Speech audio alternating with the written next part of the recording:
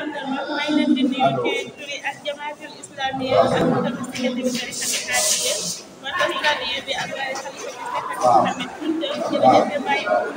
léegi comme ni ñu koy defee ci événement yi rek ba tey ñu ngi Ndiassane dëkk Seck Mouhamed Kounta ànd ak mouvement des jeunes cadres ak suñu président de Cellule Dakar suñu coordinateur bi ci wàllu organisation ci tonton أعوذ بالله من الشيطان الرجيم بسم الله الرحمن الرحيم والصلاة والسلام على من لا تتناهى مفاهيره ومزاياه الذي إذا تكلم رؤية نوره يعرض من بين سنة سيدنا محمد صلى الله عليه وسلم mbooloo mi ñu ngi leen di nuyu di leen sant di leen tatagal di leen wàcce seen wàccuwaay ñu ngi waxee ci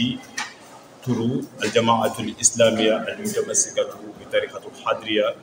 wa tastadiu bi anwaari xalifati Cheikh Abou Mouhamad ñu gën koo xamee ci mouvement des jeunes cadres du Sénégal mouvement bi ñun ñu ngi coordonné cellule bi ñoo cellule communication foofu lañ bokk muy cellule scientifique lépp loo xamante ne dafa aju xibaar ak tasaare taarix mouvement bi ñun côté boobu lañ ne maanaam wàllu communication ci côté boobu lañ ne di fas yéene ñaan borom subhanahu wa taala yàlla kattanal ñu ba ñu mën a tontu laaj bi ngeen xam. alhamdulilahi rabbil alamin et comme organisation bi ni ko waxee ay ndaw yu booloo la bokk xalaat bi moytu seytaan Cheikh Bou Mouhamad Kounta xalif Baye Bou moom moo ñu joxoon ndigal dans les années 90 fin année 90 avant 2000 pour ñu sos kuréel bi di màgg suñuy mag jiitoon si tool bi nekk ci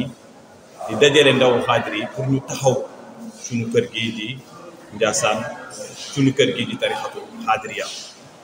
léegi nag ñun ñi dans les années 2000 début année 2000 yi yàlla def ñu bokk ci xam nga loo gis rek génération relève la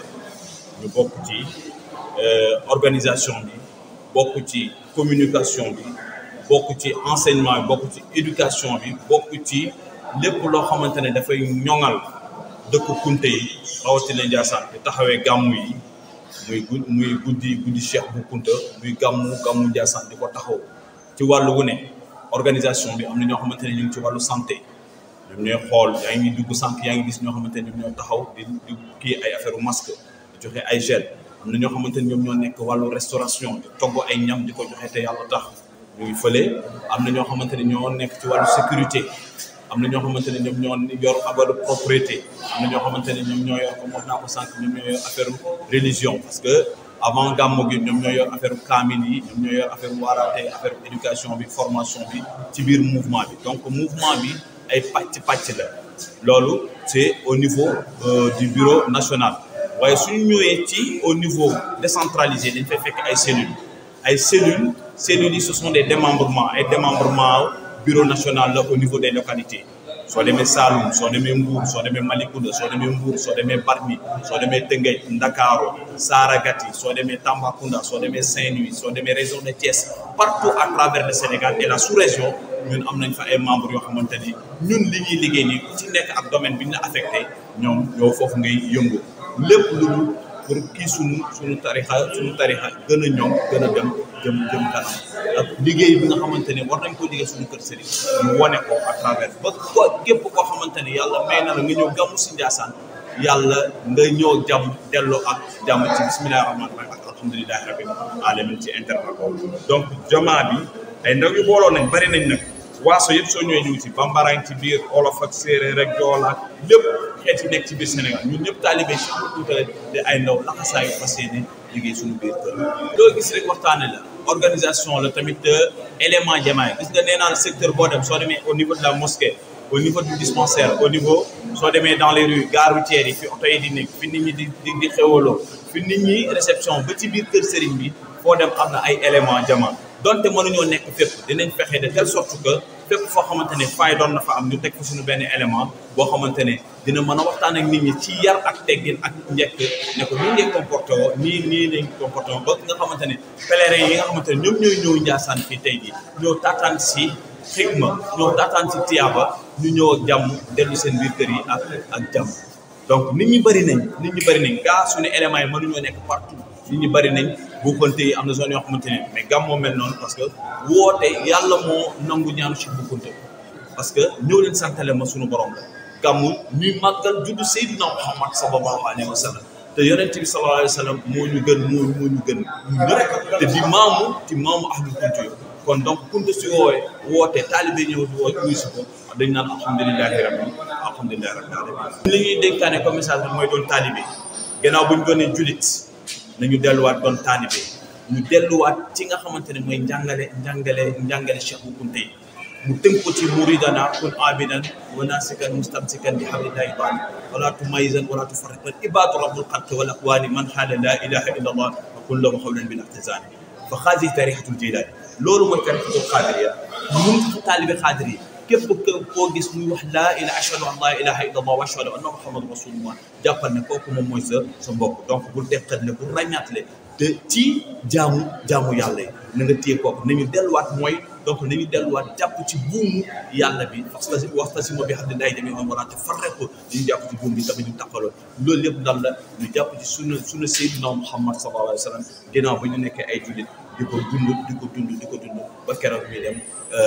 ba yàlla di sangoo suuf yàlla nañu yàlla may dégg du ko yàlla may ñu fan bu dëgër bu yaram yàlla nangu suñu jàmm lépp loo xamante ni ñu koy liggéey suñu kër sëriñ ñu ko yàlla defal. Assalamu alaikum wa rahmatullahi ta'ala wa barakatuh. Mbadi bamanam ana bamanan kameno mbaw fola mbaw tatola mbaw wali ni mandona. Ane sana sohoy responsable communication cellule scientifique du mouvement Moufoko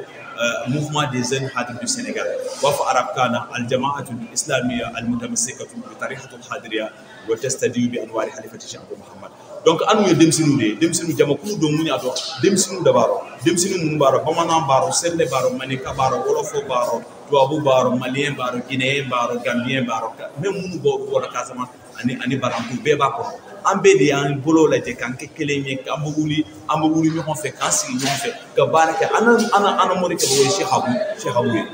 Abou mi jama kulina mi nga xamante alle an yamaru ko de Cheikh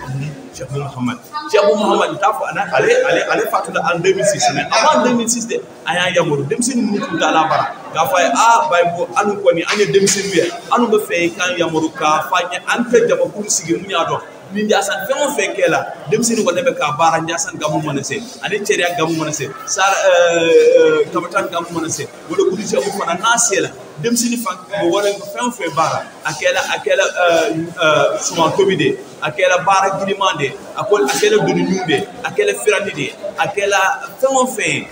na kela dem sini bakke anu ban jon a joyoro la que sigin ko tu na kela la karnide anu ba fere ke fe na kela histoire de tarikhin kono kunta wala makado wala dem sini wala makado kata Sénégal kono wala à travers le monde ko mo ni wala ko mundo amba fere ke ika do ayanu yamaruna ka fanya alu ko ni natu kela min digi de ben na do ndere ko te dem sini tu ko ko siga ka kono min tu ye dem sini nde baybo nde ba fola tan ci sidi ke bilay ni ay ba